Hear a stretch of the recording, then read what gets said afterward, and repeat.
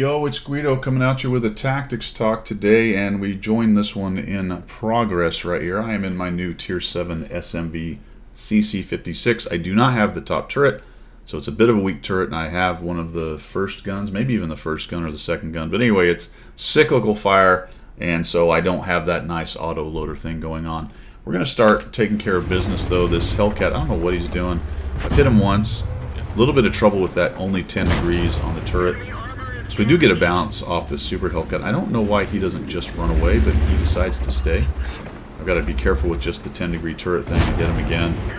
Not enough to close him out. He's at 77. Once again, I guess he's tracked now. We'll get reloaded in time, so we'll just come out here, zoom in on him, and get rid of that guy. Alright, so we've got rid of that guy. I have a T28 HTC, a SEP Dog, and a T25 AT. A little bit surprised that Viperia doesn't come up. He just doesn't want to get surrounded, but the rest of the team's not doing great.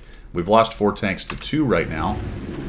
You can see that the south is doing okay. The middle's a little open, the 122 TM. Now what I want to talk about here is repositioning when things aren't going the way you want to.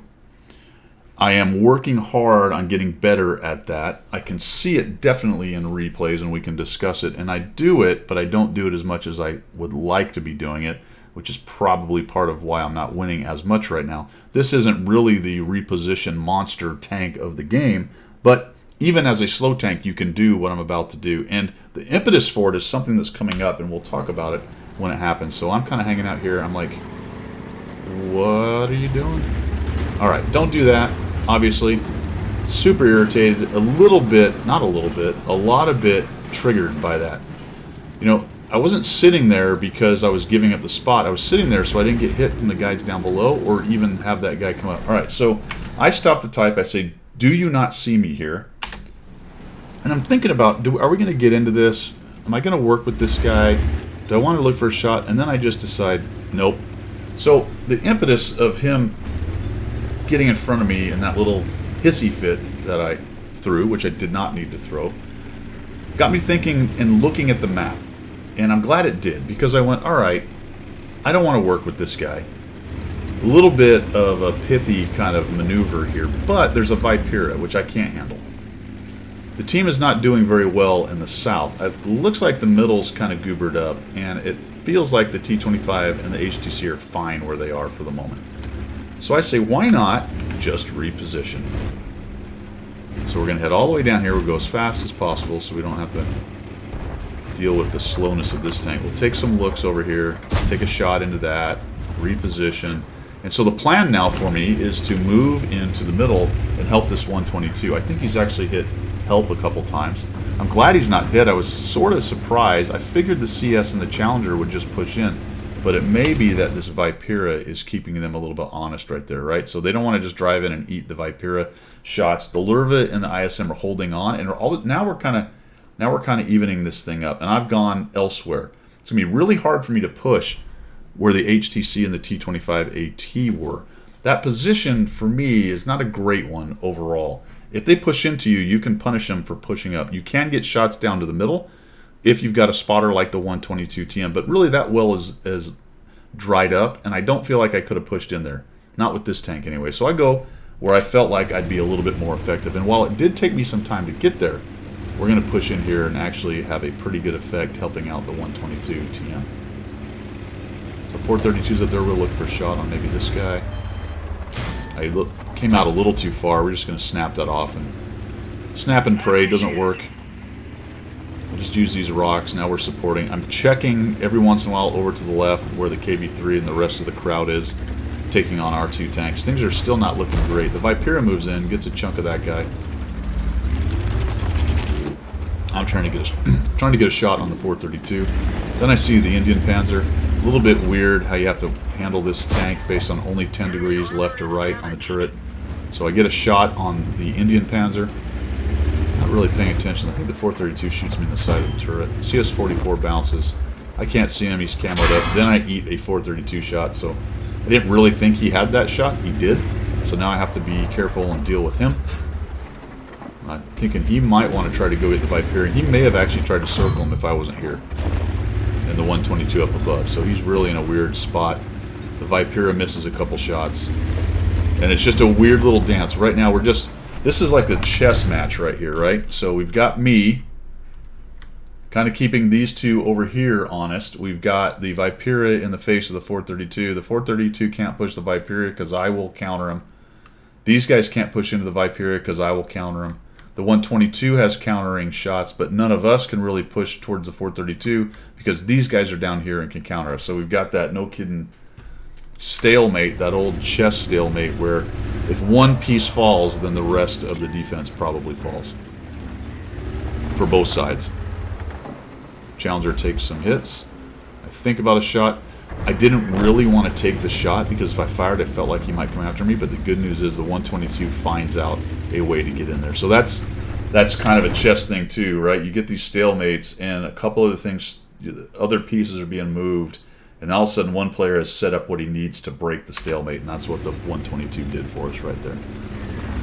So he comes around that way, and all of a sudden we're now evening this thing up, right? It's 7-6. Hit points are looking better. CS-44's hanging out there. There's still an Indian and a Challenger, I think. And I really don't know what's going on in the south. Nothing good, it looks like. We've lost the ISM, and that's very worrisome because now there's only one Lurva in there. And frankly, it's very interesting. If they had pushed the Lurva, they'd probably win. I'm hoping I don't eat a shot in the side right there, and I don't. But seriously, had they pushed the Lurva earlier, I think they come around this corner and start shooting our guys in the side. So I'm going to push this way because I'm feeling like any moment now. There it is. So there's that 361. Now that the Lurva is down to basically a one-shot, you can see him getting brave. The KV-3 is actually the guy who goes in there to make this happen. Unfortunately, I'm getting blocked. There we go. He comes around. We put a shot into him. And I'm really worried the Lurva and the T-56 just come at me, and they don't. And that really helps me out. Because I'm able to shut down the KV-3, and now I'm backing out. I'm looking at this going, well, those two are going to come, and I'm out of this game. But I think they saw the Viperia. Actually, the Lurva comes in. We do sneak one on him. That works out nicely. But I'm not counting on being able to hit that guy twice more end pen, even with the APCR. That helps. That brings him within, I think, one-shot range. No, not really. I'm only doing 240. So he's still a two-shot to me, and I'm an easy two-shot to him. All right, so the 122... the T-56 kills the Viperia, so that tells me, notice there, T-56 killed our Viperia who was here with the 122. That means the Skoda has turned around. He's at least in this general area over here. Right? He's at least in this general area. He's not with the Lurva. So I'm thinking, oh, okay, let's go sneak up here and see if we can't surprise the Lurva.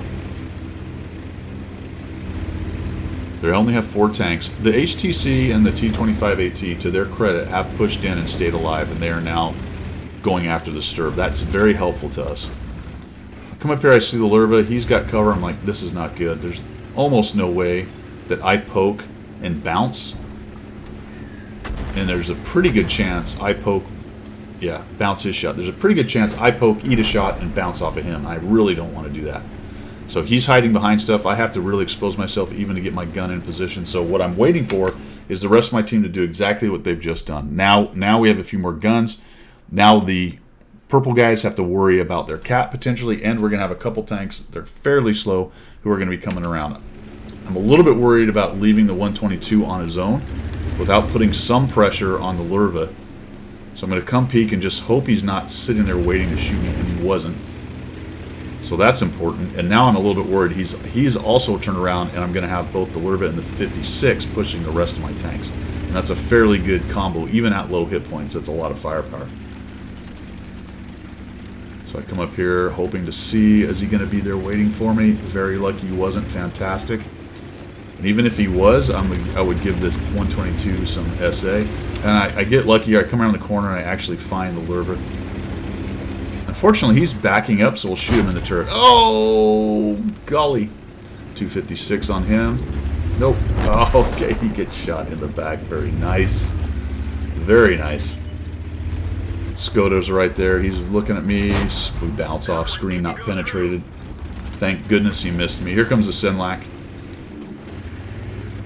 I'm watching the Skoda. He's just looking at me. I'll let the Sinlac hit him. If he turns against the Sinlac, then there we go. He's thinking about it. There we go. Now his turret's turning. No, ricochet. Rushed that shot. I think if I'd have aimed in because that turret was not looking at me, if if I'd have aimed in and looked for a better shot, I might have been able to get a better shot even on the turret right there. So a couple rush shots, but we end up winning this. And really this whole thing starts, for me anyway, the turning this game around a little bit starts with me getting up that position. Watch that T-28 come in and just get in front of me and getting pithy a little bit and then backing out and going, all right, maybe there's something better I could do. Right? Maybe there's something better I could do. Look at the mini-map. Take a second to think about it. Yeah, it looks like if I head back south, I can help the tanks that are alive down there much better than I can by just camping up there and hanging out with a guy who's already proven he wants to drive in front of me and take a position. Now, again, to his credit and the other guy, they did eventually get down through there. It's mostly because I don't think there was many tanks up there. They end up finding the Sturv S1, which was camping. Whether he was there the whole time or not, I don't know. But we pull a win out of what was looking like something that was going kind of south. Not a huge game, 1,463 damage, 422, but just something to think about. In terms of repositioning, come up for every once in a while, take a look at the mini-map, process what you're seeing, and if where you went is not a good idea, move on. And there's a lot of reasons why it might not be a good idea. That is all I've got for today. Thanks for tuning in. Let me know what you think down in the description. No, I have the description. You have to let me know what you think down in the comment section, all right? Stay in the comment section. Stay out of the description, okay? That's all I've got. See you guys.